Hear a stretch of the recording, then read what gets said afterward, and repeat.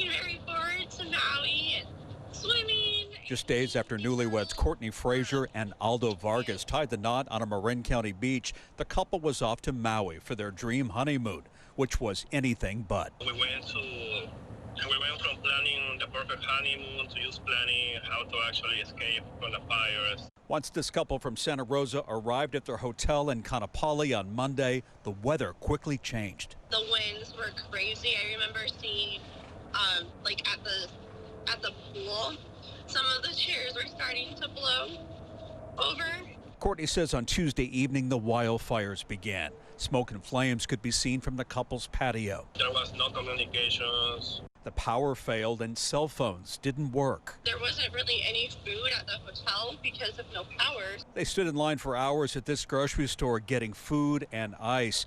But the couple says living through the 2017 North Bay wildfires taught them to be calm and vigilant. Honestly, we just, from being in the Santa Rosa fires and with the strong winds, we slept in the hotel lobbies taking shifts. Then they made a choice to head to the airport in their rental car. But with Lahaina in flames, the main road was closed. Luckily, I had grabbed a map from the hotel, so we just followed it the other way. Yeah, we took a back road that basically every local from Kaanapali told us not to take. Probably took us around 3 hours driving, but it was a very, very scary road.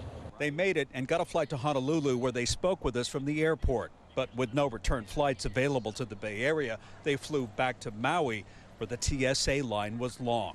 Courtney says a small price to pay after Maui families have suffered unimaginable loss and tragedy. Really, our hearts go out to all the people of Lahaina, the families that lost their homes, the families of the people that lost their lives. In the North Bay, Cornell Bernard, ABC 7 News.